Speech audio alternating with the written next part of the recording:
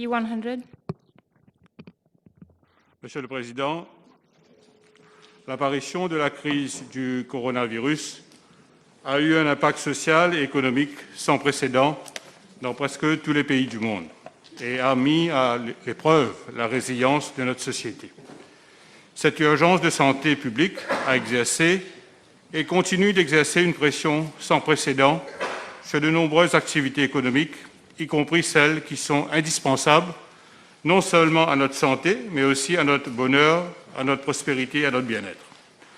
La protection des vies et des moyens de subsistance est donc au cœur de toutes les actions et décisions prises par le gouvernement pour faire face à la crise, tant au niveau individuel que collectif. Monsieur le Président, une bonne gestion des déchets fait partie des services essentiels fournis à notre société. Il est primordial de prévenir les perturbations de notre gestion des déchets pour la santé et la sécurité de nos citoyens, pour l'environnement et pour l'économie. Par conséquent, notre priorité durant le confinement et le couvre-feu sanitaire a été d'assurer une continuité dans les services de gestion des déchets. Je suis informé par le ministère de la Santé et du Bien-être qu'en ce qui concerne l'élimination des masques et des gants provenant des hôpitaux et des centres médicaux où les patients du Covid-19 sont traités, ceux-ci sont bien rangés dans des sacs à déchets en plastique jaune et envoyés pour l'incinération à l'hôpital de Brown-Sequard. Les masques et les gants des centres de quarantaine sont également envoyés pour être incinérés à l'hôpital de Brown-Sequard. En outre, le ministère de la Santé et du Bien-être envisage de mettre en place une installation nationale de traitement des déchets de soins de santé après une phase de faisabilité du projet et une fois que le type de technologie à mettre en œuvre sera finalisé. Monsieur le Président, dans ces circonstances exceptionnelles, aucune évaluation qualitative et quantitative de l'impact des masques et des gants utilisés n'a été possible. Toutefois, des campagnes de sensibilisation ont été diffusées à la télévision concernant l'utilisation et l'élimination appropriée des masques et des gants. Ces campagnes seront poursuivies conjointement avec toutes les parties prenantes afin d'éviter que les masques et les gants usagés ne soient jetés dans les lieux publics. En ce qui concerne la gestion des déchets municipaux, soupçonnés de contenir des matières contaminées par le Covid-19, le Department of Labor's Occupational Safety and Health Administration, l'OSHA, du ministère du Travail des États-Unis, déclare que cela ne nécessite pas de précautions particulières autres que celles déjà utilisées pour protéger les travailleurs des risques qu'ils rencontrent lors de leurs tâches de routine de la collecte des déchets solides. Il est à noter que pour les déchets municipaux générés par les ménages, dans un certain nombre de pays, à savoir l'Italie, l'Estonie, l'Inde, l'Allemagne et la Turquie, aucune collecte séparée des masques et gants usagés n'est effectuée au niveau des ménages. Ceux-ci sont stockés dans des sacs et collectés comme des déchets normaux.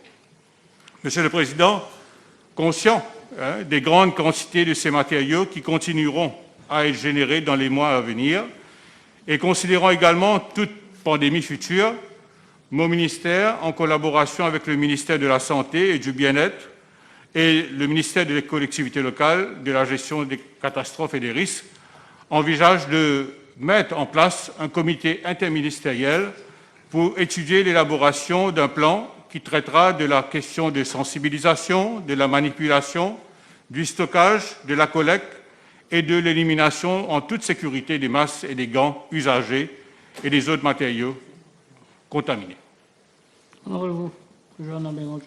Merci, Monsieur le Président.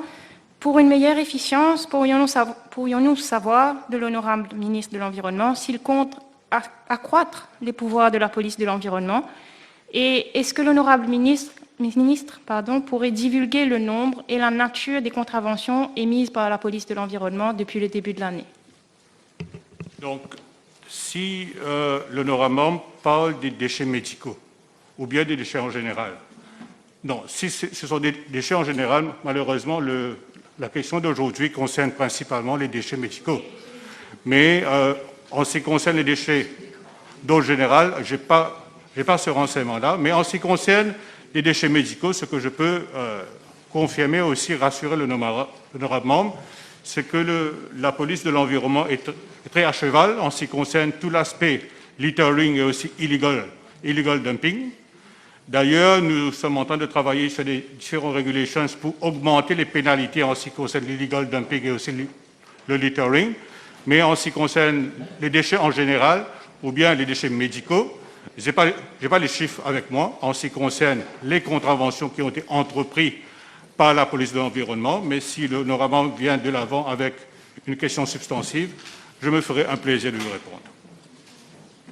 Merci, Monsieur le Président. Donc, si je comprends bien, l'honorable ministre de l'Environnement ne viendra pas de l'avant avec des poubelles spécialement dédiées aux équipements sanitaires dans les lieux publics. Comme je dis à l'honorable membre, c'est que toutes les recommandations que nous avons eues et aussi toutes les pratiques qui sont pratiquées dans tous les pays étrangers, il n'y a pas à ce jour le tri de déchets en ce qui concerne les déchets médicaux, en ce qui concerne les ménages. Mais par contre, en ce qui concerne les déchets médicaux qui sont produits par les hôpitaux, les services hospitaliers ou bien les centres de quarantaine, là, il y a une collecte séparée qui est organisée. Mais en ce qui concerne les ménages, non, il n'y a pas de tri de déchets tel quel.